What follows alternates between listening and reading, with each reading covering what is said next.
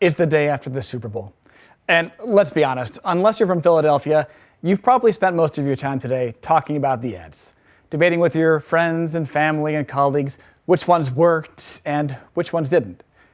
We're here today to help you settle a couple of those debates and maybe start a few new ones. Hi, welcome to Insights to Activate, Ipsos' series focusing on some of the biggest topics facing the business world today.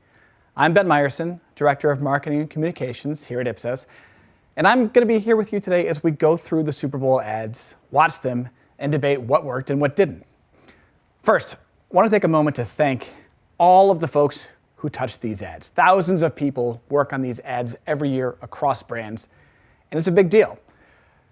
And we don't think it's fair that sometimes they just get reduced to a simple ranking that has likes at the top. Here at Ipsos, we have multiple data streams, and we like to go a lot deeper when we're analyzing what happened.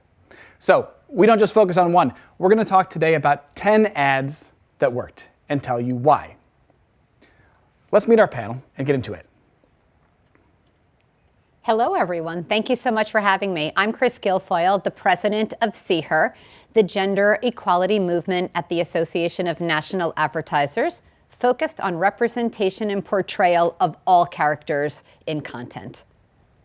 And I'm Eric Weisberg. I'm the Global Chief Creative Officer at Havas, and amongst other things, I focus on our health and wellness work and creating creative excellence across the creative awakening that's happening across the health and wellness industry. Thrilled to be here. And hi, everybody. Peter Howard, Head of Creative Excellence here at Ipsos in the US, where we work with some of the world's largest brands in trying to raise the bar in the effectiveness of their communications. So, Ped, talk us through a little bit. How did we raise the bar this year? Did the Super Bowl raise the bar, and how did we determine that? Sure. So, I mean, high level, we did see some good ads this year. We do see that it's a bit of an improvement on some of the recent years overall in effectiveness. But as you said, we do it in a few different ways. So, firstly, all of the ads as they've aired in the last week and then a lot that aired last night, we've put those through our Creative Spark methodology, which predicts effectiveness based on how they perform in a closed environment with real people. We also launched a study last night that asked 1,000 people what they thought of the game, what they saw in the trends, and also what they remember just 12 hours after the game, which is very telling. And finally, we've been clued into our Ipsos Synthesio social listening platform for the last few days, seeing what people are talking about online, what they're sharing, and what's popping in the social space. So as we go through some of this today, we'll be bringing in data points from across those. Yeah. Can we throw up the chart here showing some of those data points here? All right. So this is a scatter plot chart where we are looking at the ads that worked in the Super Bowl last night. Pat, what are we looking at here? So we'll see this chart a few times today as we call out the ads. So this is from the Creative Spark data. Basically, the higher up the chart it is, the more effective it is. Is it likely to drive sales or brand impact?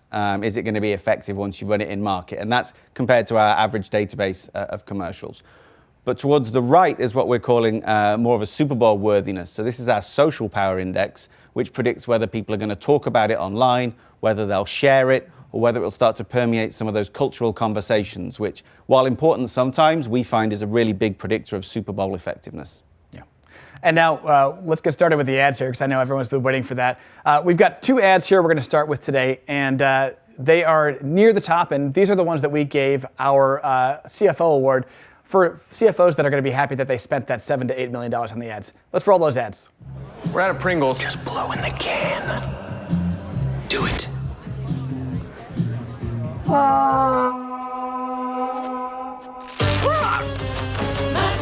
like to thank our fans.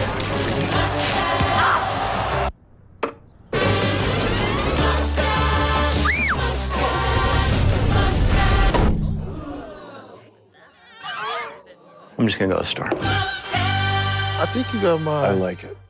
All right, Little Caesar's Crazy Puffs. Whoa!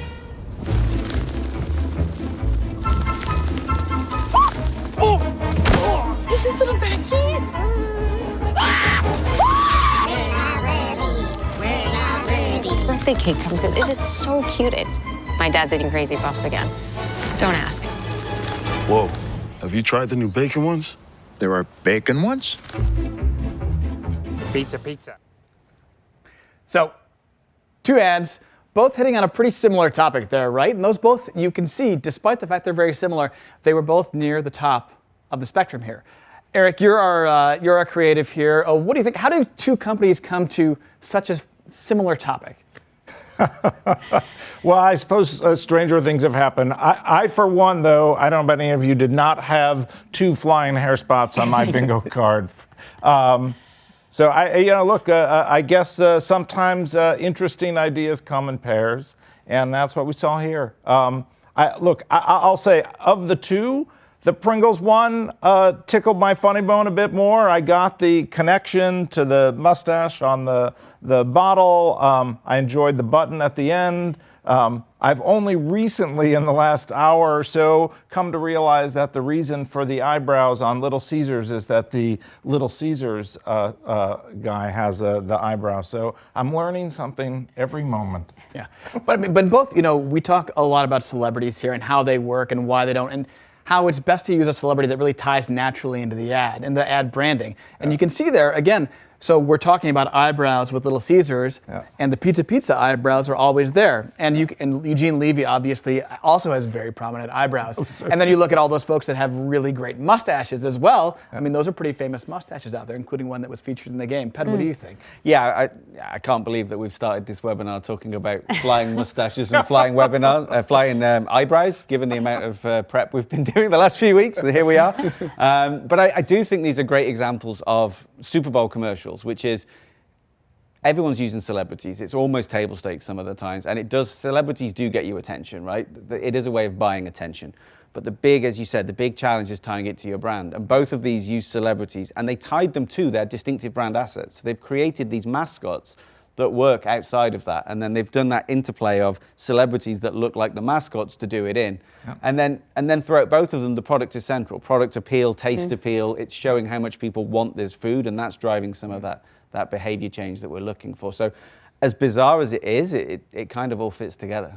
Well, and if we're here to drive sales, regardless of how crazy it is, at the end of the day, kudos to them, right? Ultimately, each of those brands have CFOs that want more than they had last year, and they put that $8 million spot to work for them. So I guess mustaches and eyebrows get a round of applause. So again, going on the theme of bodies and ads that tied into them, we really went down that road a lot this year with a lot of ads. But now we're going to go to a different ad. This one is from Novartis. And this one really went a totally different way with the way that it focused on bodies. I see you looking at me. I see you looking at me. Look at that, you get lift, you get height, you get power. All eyes on me. Your attention, please. I steal the show. Yeah, now you know I'm gonna keep on dancing, so you can keep on glancing. It ain't my fault that I was made this way. I see you looking at me. Really? Let's go.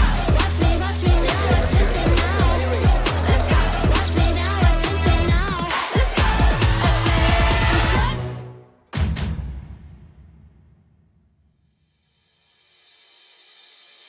Let's start paying attention to breasts when it matters the most. Early detection for breast cancer is a game changer, and why I'm able to be here today. So let's get more women screened than ever before. Go to yourattentionplease.com and take the first step. So we got two things to talk about here, right? Number one is that big pivot in the middle of the ad, and that's something that Ped, we talk about a lot here when we talk about misfits. Yeah, so this one won the Misfits Award for us, which is a way that framework we use to understand creativity and the effectiveness of advertising. And what we learned through our analysis is that we set out to prove that creativity mattered, but we found that creativity and empathy, it's when those two play together that we see the highest success rate.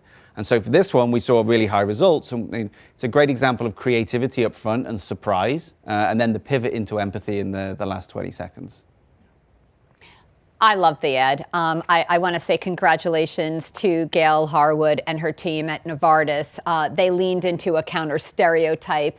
They played it throughout. They used celebrity and humor in a way that broke through the clutter and ultimately stopped you short educated you, reframed the conversation, and then Dawn Staley bringing up the clothes, obviously someone who has had an unbelievable career, who says, if I didn't have early detection, I may not have been here.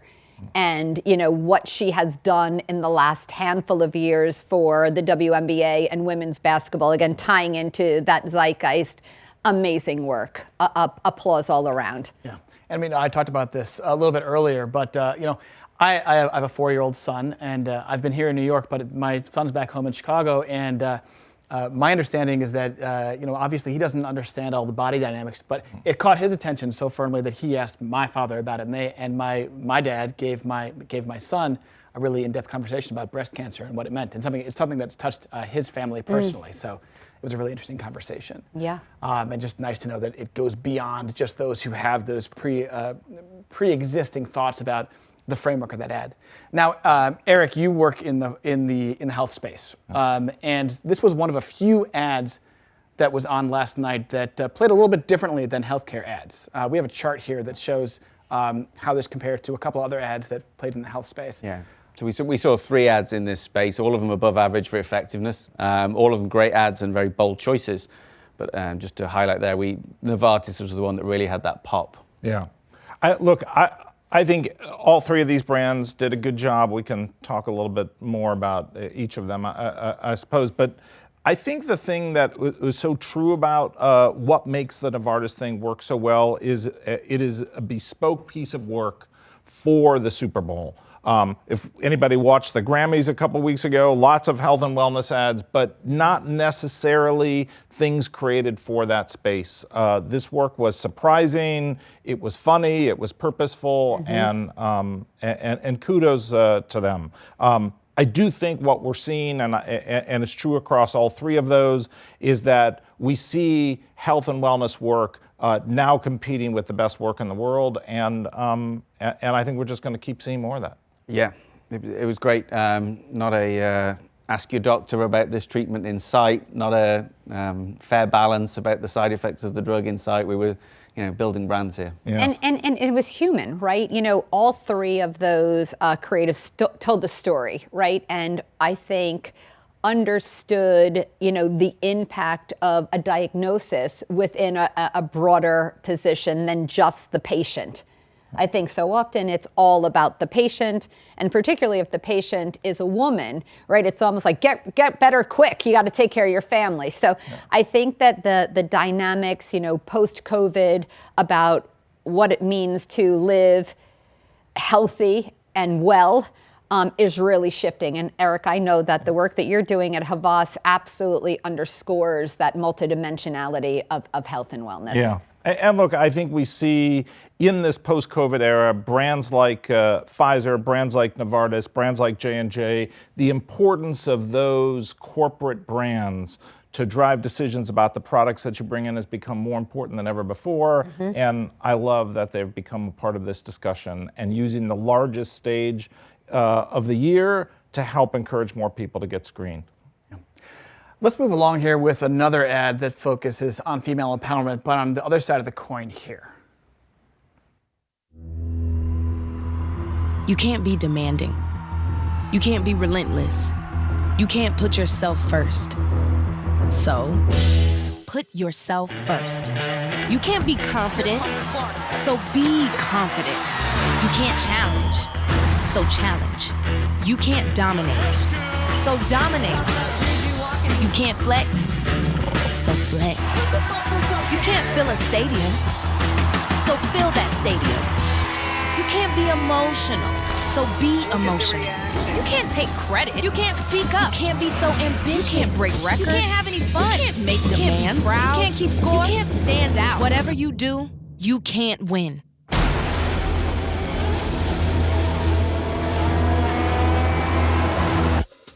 So win.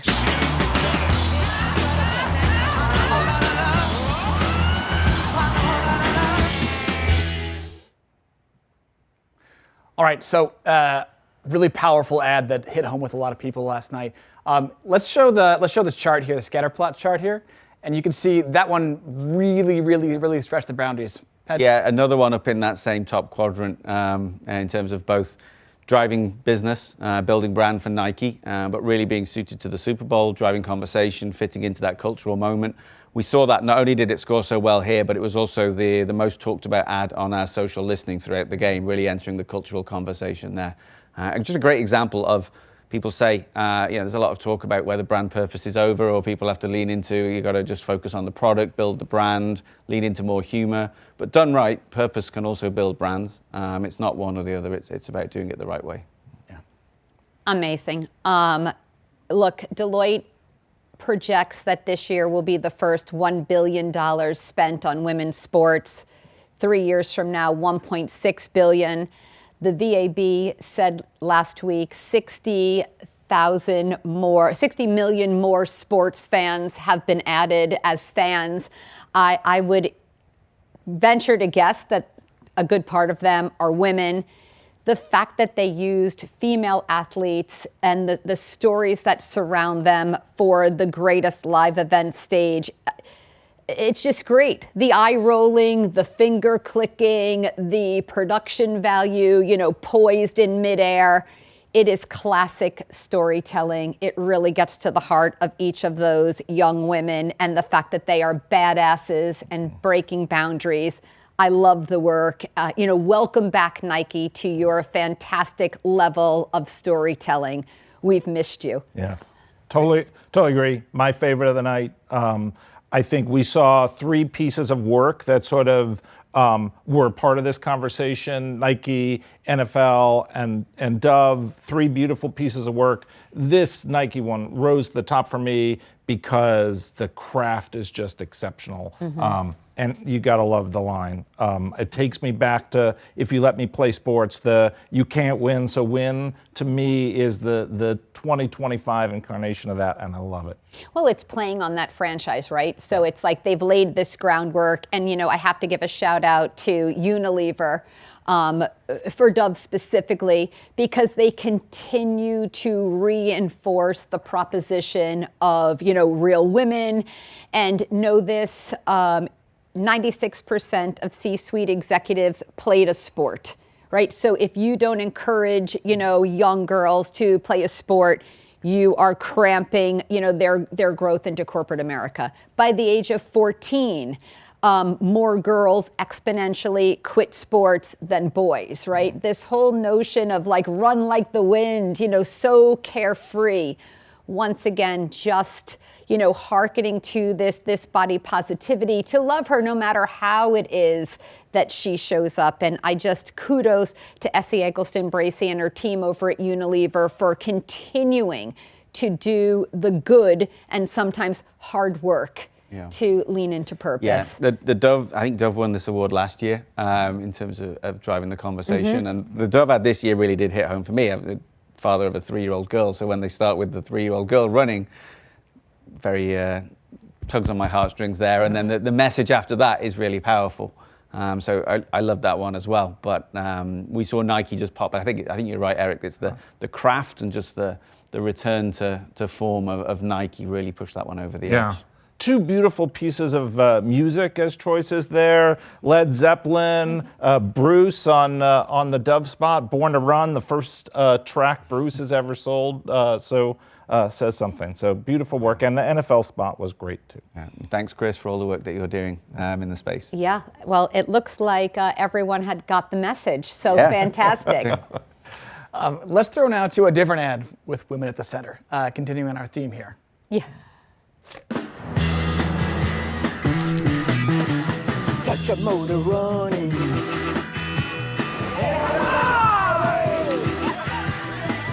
B12. Bingo!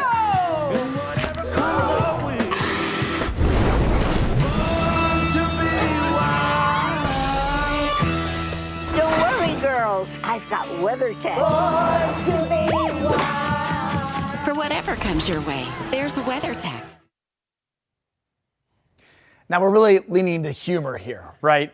Going back on a totally different side of things, with a brand that's been a Super Bowl advertiser for a few years, but taking a totally different tactic here. Can we show that chart here for where this one showed up on the scatter plot? Yeah. Pat, tell us about this one. So WeatherTech really leading in. I think we called this one the understood the assignment. There's been a lot of talk recently about getting back to humor and bringing humor back. And that's what's great about the Super Bowl is different ads can work. So we've just talked about some more purposeful ads from people like Novartis and Nike. And then this one also scoring really well for WeatherTech. This was actually the funniest ad of all of the ads that when we showed it to real people and drove a lot of conversations about it. I love what real people have to say, versus fake people, right?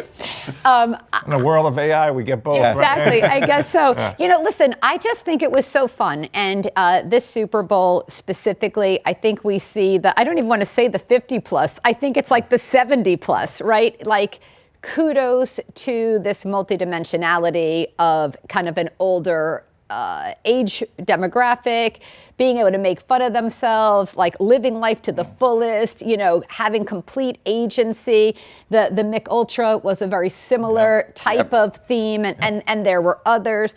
But I thought, check. They got the assignment. They broke through the clutter. I mean, the flashing after the bingo, like who's going to forget that? Yeah, I mean, and honestly, I feel like if I had some WeatherTech Mets, I would be empowered to have a regular mug of coffee in my car now. But I live in Chicago, as I mentioned before, and they're a local company, so they have billboards all over the place, and they run radio ads for years. And so I've been familiar with the brands for quite a long time, but I've never seen any kind of creative that they've done that's anything like this. Yes. Look, not my favorite ad of the evening. That said, WeatherTech has been a Super Bowl advertiser for probably 10 years. This is the first year, to your point, that they did something that felt bespoke to the game, that lived into the humor and fun of the game. And so kudos for them. I hope it proves that creativity works gangbusters. I hope they're selling a lot of floor mats. I was going to say, no laser cut floor mats mentioned here. Hopefully they don't see a downturn in immediate sales compared to last year's, and they lean in and keep going with this new approach. I hope so too. I have owned WeatherTech mats. They're a quality product. I will say. Am I allowed to endorse things? There you go. Yeah. Apparently. We just showed an ad for it, so I think we could endorse. That was one of the ads as well. As we kind of go off the script, but like, oh, you're not allowed to say it. You're not allowed to say it. Morgan Freeman, don't say it. What was that for hotels, houses, homes.com? Homes.com. You're not allowed to say it. Yeah. But yeah, so if you recall that chart, the scatter plot chart we showed before, we had a couple of other ads that leaned into humor there as well. And that was Hellmann's and Mountain Dew. Other ads that really leaned into humor successfully. And let's roll those now. I can't believe they let us back in this place. Oh, no good? No. Oh.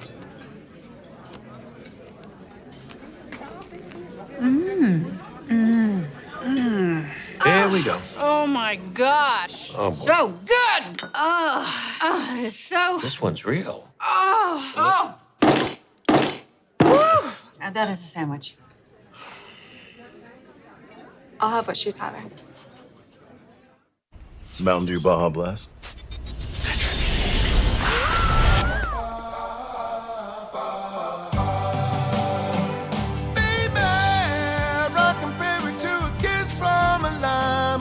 Ooh, the moment I think of it, strange on the sea, yeah.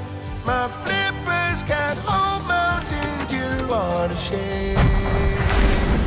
A blast of tropical lime. Good-looking seal. I'd like to have been on the call when Seal's agent is talking to him, and Seal is like, they would like me to do what? I think the absurdity of Seal as a seal. It's also hard to believe that nobody pitched him on that before this moment.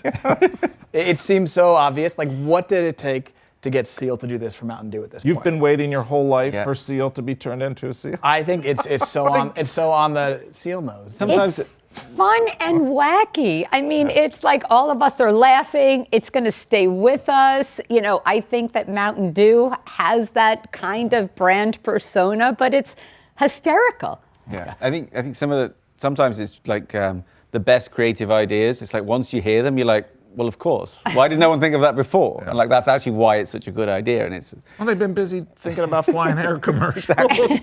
Seal doesn't have any hair. So. It's on the nose, at least. It's an appropriate celebrity. They're tied in both ways. But at Hellman's as well, also. I mean, that is a classic scene from a movie that many, many people know of, a certain generation. But perhaps gets the boost it needs with a tie-in from a very prominent Gen Zer at the end with Sydney Sweeney. Yeah. And even if you've never seen the scene, I think it totally works when you hear somebody saying, given that line, I'll have what she's having. Yeah, I mean, it's amazing, the tapping into nostalgia. And I think we chatted about that before, we came live. There is so many nods to nostalgia throughout the game. And we talked about the NFL a little bit earlier, but obviously they had a great lean in to nostalgia in the spot with the 80s hearkening. For all of us, Gen X out there, kudos to 72 and Sunny for that great work, but lots of nostalgia. Yeah, I think we saw, I think, look, it was an interesting year for work. Because we live in interesting times. The work, I think, felt a little safer than it does at times, but I also think it also leaned into nostalgia and sort of some of the classics in terms of music and these scenes and to a gentler time, perhaps. Yeah, I think I think you're right there that with the safer brands, we're trying to play it a little bit safe at the moment. I think it was strategically safe, but I think it places, as we just saw with some of these, that gave some creative license to go a little bit out there. And I actually think we saw some great examples of high levels of creativity on things like that within the constraints of a more safe space strategically. Yeah. And really, we talked before about bodies and how this Super Bowl was all about bodies, whether it's the mustaches, whether it's about breast cancer, in this case, talking about putting a celebrity's face on an animal. We're not here today to talk about the skin hats, and we're not discussing the tongues as well. But I mean, those are very prominent examples of ways in which the human body or human body features were really worked into ads this year. Well, and the humor was to get everyone to laugh. It was less about having characters be the butt of the joke, right? So, that is a big change from last year as well. Ped, you and I chatted about that. There were quite a few of the ads last year where, other characters were the butt of the joke, and often that's the woman. And we know that those don't score very well, right? Somebody sees that as not being the most respectful way, when the woman ends up being the butt, anybody ends up being the butt of the joke. To me, this humor felt like, let's allow ourselves to laugh. Let's have some fun here. Let's put seal on a seal and just kind of giggle about it. That's when we saw pop all over social media. Seal as a seal was really playing across TikTok and a bunch of social channels we were monitoring overnight. That was really getting a lot of traction and playback. Yeah. It didn't come up in your chart, but I think one of the ones that made me laugh was Stella and the other David, and and a good Ben Affleck joke. I thought that was just amazing, and I think there was like this little bit of the juxtaposition of like the whole celebrity thing, like, well, who are you anyway, right? It's like the real person, versus the fake person. Kind of had a little bit more agency. It's like, who are you, right? Like, oh, you're famous, like, So again, I thought that was really funny, and I think that the fact that they came together and bonded over the beer, right? Again, it's going back a little bit to a simpler time again. Yeah. All right, let's throw now the next cluster of ads we're going to show. These are ads that we did a poll to talk about what are some of the ads that have some of the greatest recall. When people are asked to think, what is a brand that you associate with the Super Bowl? These are 3 brands that are always at the top or near the top of the list. At my last job, I was working across several different groups. Let me practice that one again. When you're ready, tell me about the job that taught you the most. Okay. It was a role where I worked long hours with a small team. I did a lot of multitasking and negotiating. One more book. This job description you shared also mentions collaboration. Right. I'm at my best when I'm collaborating. I don't always have all the answers, but I get the job done, no matter how long it takes. All right, Last question. When it comes to work, what motivates you? I guess knowing that people can depend on me. And knowing I can depend on them too. That's a great answer. Sounds like you're ready. Hey, James, thanks for joining us. It's good to see you all. I've been looking forward to talking. I mean, what can I say? I'm a bit of Casanova myself. Nothing fancy. I still got it. And you won't believe I had the hair. And boy, did I have hair. I was like the Black Barbie around.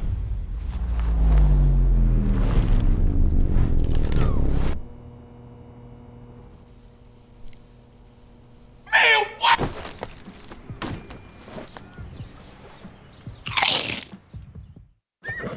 Oh, still too little, buddy.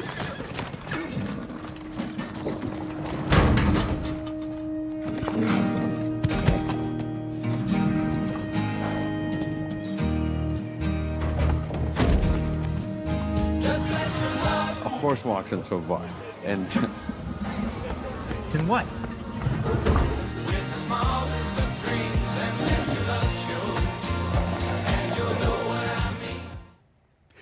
Now, if you were watching closely there in that cluster of 3, and if you were watching the game closely last night, you might realize that there was one in there that actually did not air during the game last night. Ped, can you explain that to me?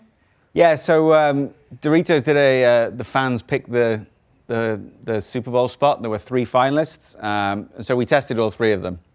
And the abduction one that ran is a good ad. I'm sure it's going to do well for them. You can see it in the middle there. But we wanted to highlight Barbershop because it was right up there in the top corner and one of the best Super Bowl ads we've ever seen. And it was, unfortunate for the producers of that one that it didn't get run. It was a real cultural, authentic story. And if it had run, would have brought some much-needed representation to the game. Well, I also think that the surround, we've not talked about that, the leading in, the during, and the leading out. You have to give great kudos to Doritos, where they let the real people, have a say to pitch their ideas. And I think that is an amazing way to keep that conversation going. And I would imagine that we will see Barbershop. Right. Ultimately, I can't imagine that the folks at PepsiCo's Frito-Lay are going to put that on a shelf somewhere. Yeah. Look, I think you make a good point, and we won't get into detail about that here, but what happens before the game, what happens after the game, there's a lot of brands winning the conversation by thinking about the Super Bowl as just one moment in the continuum of the whole month. Yeah. We saw Dunkin' release a 6-minute version. There's a longer version of the Bud spot that's out there. So I think there's something to be said for all of that. One point to make on the 3 that we look there, you see Google and the consistency of that voice and the story of the brand. That feels like the AI version of the stories that started with Dear Sophie and Loretta. And so I think one of the reasons that's effective, and I think it's true for brands in general, is being consistent in your messaging and true to who you are can help things score. For sure. I love the Google ads. I think that it's storytelling to tug your heartstrings. Last year they had a similar type of approach, but it's also useful, right? Again, I think they use these spots to educate and empower their products, goods, and services, right? So I think that's why you see such a resoundingly positive lean in and a look forward to what are they going to teach me next. Yeah. We talk a lot about Ipsos also about exactly that, how AI interacts with humans and how you take artificial intelligence and combine it with human intelligence. Mm-hmm. And this is a real case where you see that back and forth, right? It's not just talking about the capabilities of a particular product, but you're connecting it with the human experience in a way that, even if you're not a parent, but especially if you are, it was really having you going last night. Yeah. Number of AI ads last night that didn't hit the mark that this one did. I think sometimes they're still searching for that insight as to why these new Gen AI tools are going to resonate for everybody in the world, and how we're going to get some, they're trying to get some more uptick of the solutions. I think it's clear in a B2B sense how that's affecting the world, but this was the one that really tried to make it more personal. Yeah, not scary. Yeah. Like you can do this too, Yep. right? Look, it's funny. It was clearly the AI Super Bowl. There were more. That was, if there was a theme for this year, it was AI, and yet most of them, with the exception of Google, didn't pop. I have to say, though, I was a sucker for the Bill Murray thing. It was only ran 15 seconds. I wrote Bill Murray. I then tried to challenge the bot by writing the bot different things and seeing what it would get back to me. So I wonder if that's going to be part of where we're headed, where there is a mix of how you interact with bots and advertising and all of those in the surround sound of marketing in general. Yeah. And I don't think that we can leave Budweiser out of this conversation, right? I mean, talk about nostalgia, you know, the falling off of the keg, the rolling over the gopher hole, the showing up in the bar, you know, a horse rolls the keg. Like, it just was so simple. Again, Ped, you said it earlier. It's like, why hasn't somebody thought of that before this? Like a wonderful use of the mascot, the Clydesdales, which, you know, it just was a beautiful spot. And that one got the most brand recall the day after. It's helped because people are expecting to see a spot from Budweiser, but the most people remember that one this morning. Got one of the highest brand linkage scores that we saw when we were putting it through Creative Spark. And it didn't actually mention Budweiser once. The only brand cues were visual. In the whole spot, there's no actual mention of Budweiser, which is usually a surefire way to kind of dial up that brand recall, but they don't even need to when you have assets like that. Consistency. Right? Yep, exactly. Number one on USA Today ad meter today too. So you know, popular vote. Felt like part of the nostalgia theme for sure. Feel good. Yes. Yeah. All right, let's, since we are live right now, let's see what kind of questions we have from our audience. All right, so first of all, so let's go in on celebrities. First question we have here. So what did you think about the use of celebrities this year versus previous years? I think it was more. I think in early count, it's more than what had been used in the past. And there were definitely creative where it was like, and throw another one in, and another one. You know, can we fit somebody else around the table? We don't have this intersection. How about that one? And I do think part of that was, you know, being the biggest live stage. Is there somebody that can connect with everybody, right? So I think that celebrity allows that, and we've seen some really good uses of that. But I also think it taps into the nostalgia and playing it safe. So like there was definitely a handful of themes in last night's game that were triggered by the use of celebrity. Yeah, I think, look, it's become an expectation for the Super Bowl. You could argue that it's getting a bit tired and that it's overused. At the same time, you're playing on sort of like the cultural cachet of the game and the moment.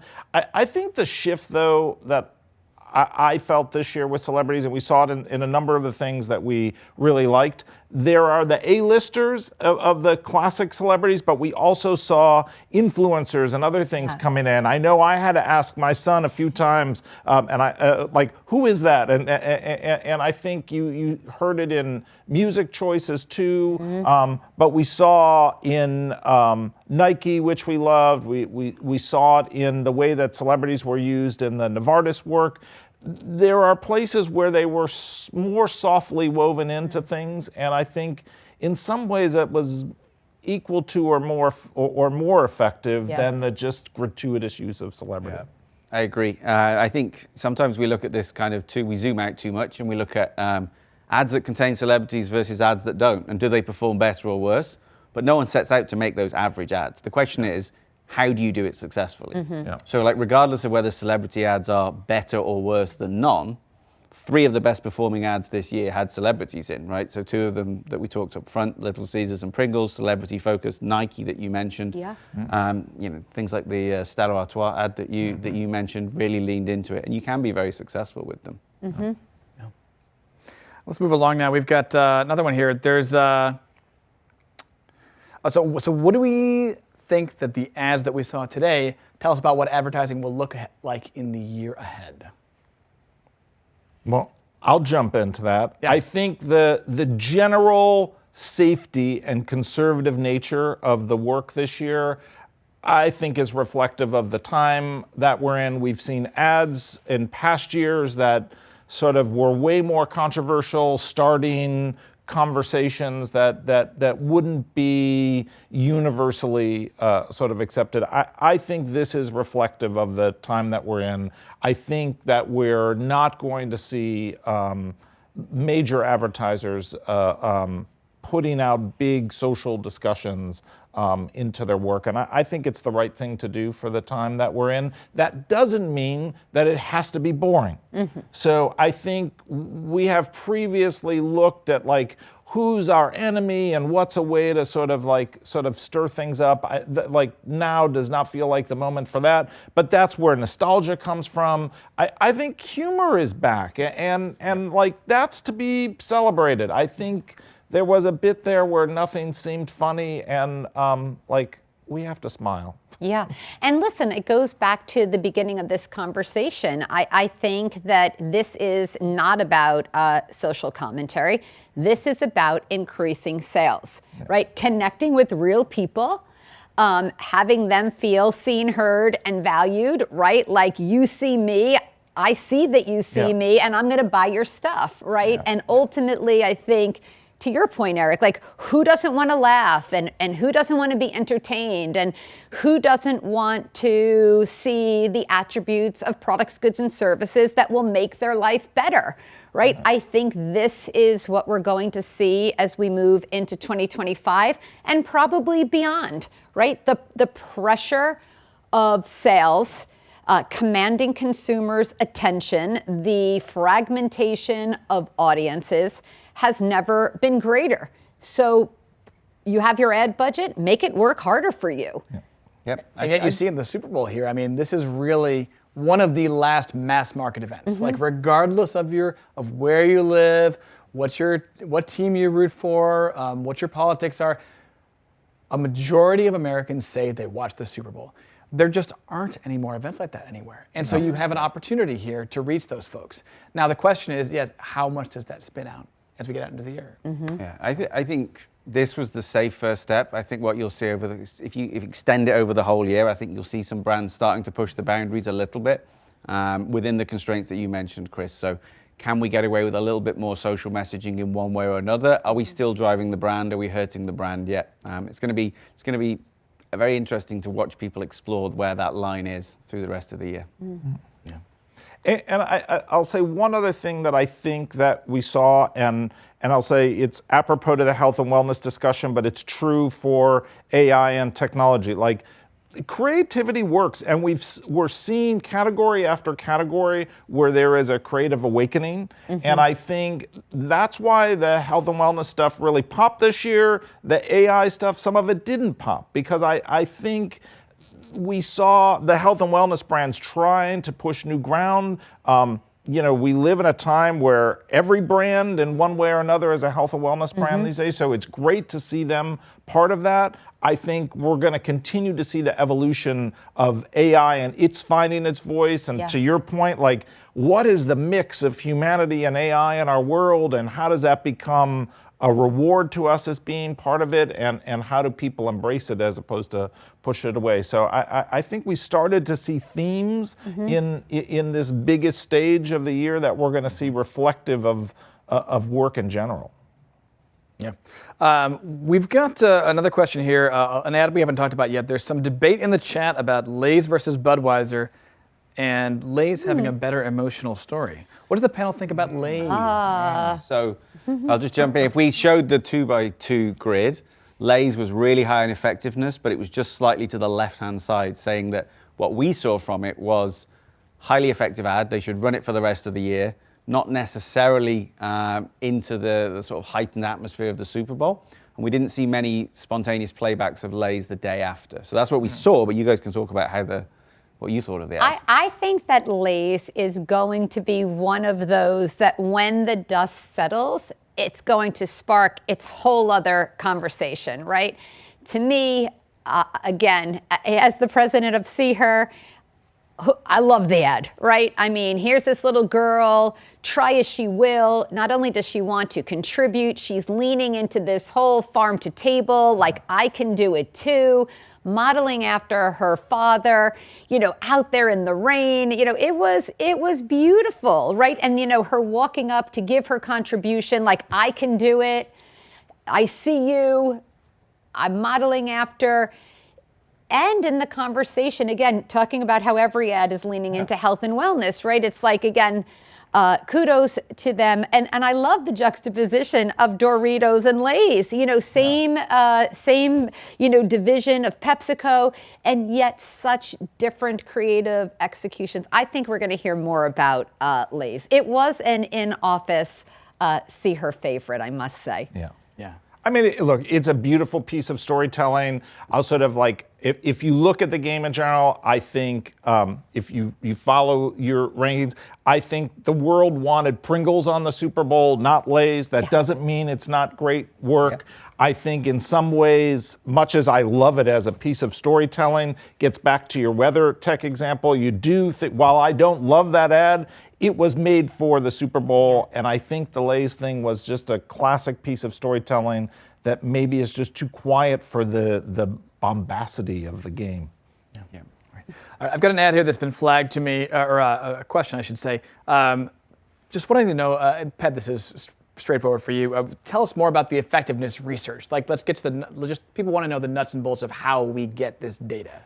Sure. So in terms of the effectiveness, we're showing the ad to people in clutter, so they're seeing it amongst other ads. They're being distracted exposure. We're showing them a reel afterwards. We want to know if they remember the ad. If they can they tell us what it was for unaided? They just see unbranded images. Can they write in what it is? True test of brand linkage. And then we look if we've shifted any perceptions in terms of what brand they would choose next, how they think or feel about the brand, what emotional associations they have with the brand. And then we package those up, and that's been shown to be predictive of in-market success. Mm-hmm.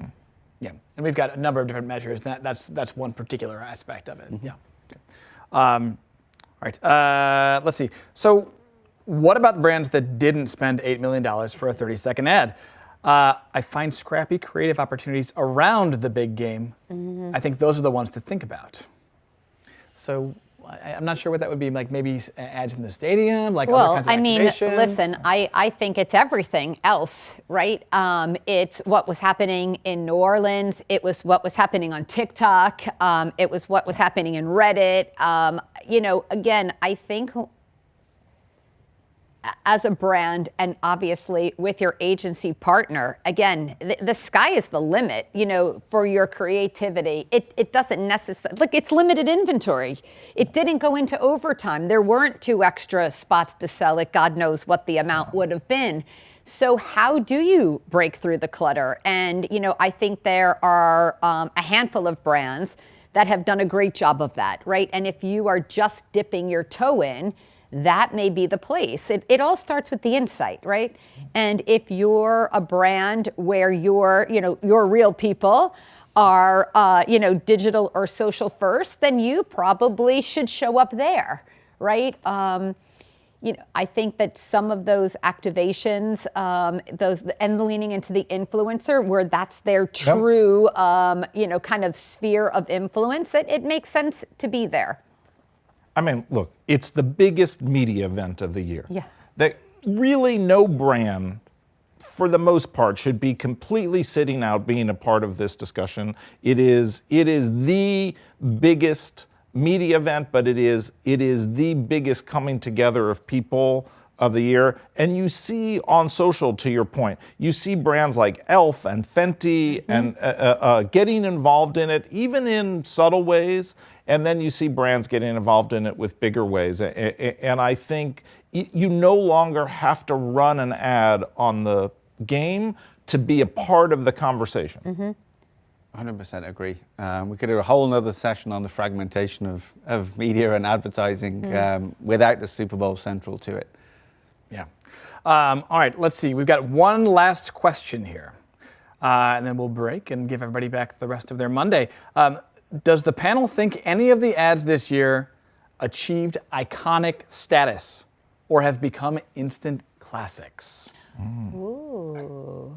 I think Nike might be relaunching their iconic status with this.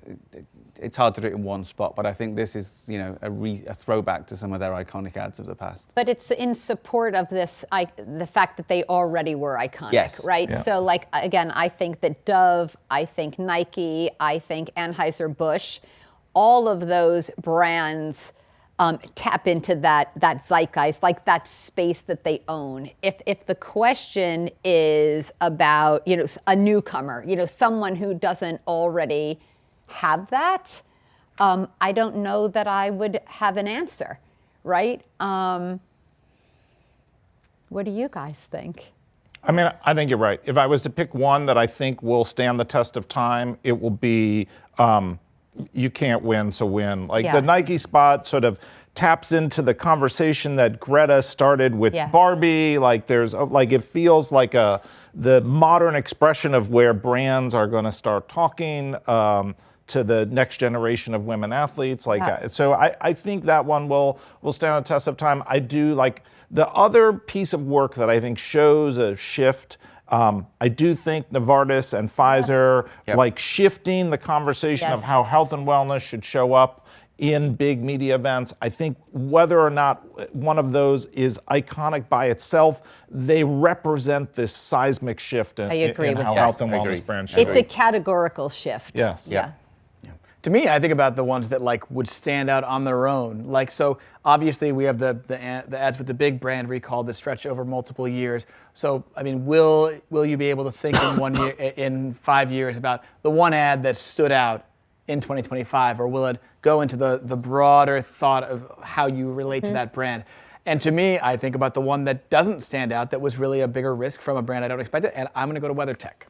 So I mean, interesting. Yeah. Is that going to be your Halloween costume? I will. Yeah. I'm going to wear my mats over the front and the back. I think so. I mean, it's a sunny. It's bold. It's bold. It's bold. It's bright. It's sunny. It shows up. It sticks in your brain in different ways. I think the Pringles and Little Caesars were both great ads. Well, I think the theme for 2025 that'll stick with all of us is the body part stuff. Yeah. Right? That again is so interesting. Again, you think about the seal, but who came up with the hat and the tongue, and how did, that's incredibly interesting conversations as those ideas were pitched. Yeah, definitely. All right, well, I think it's time to wrap it up now and give these folks back their time. Thank you all so much for coming today and listening in as we went over the ads. Thank you again for our wonderful panelists, and thank you again to all the creatives that worked so hard to bring us this entertainment that we're still talking about today, and hopefully we'll still be talking about for years. If you'd like to know a little bit more about what Ipsos is doing and dive a little bit more into our analysis about the ads that we gave awards, please visit Ipsos.com and you'll see our roundup there. Thank you again to everybody, and have a great Monday. Have a great week.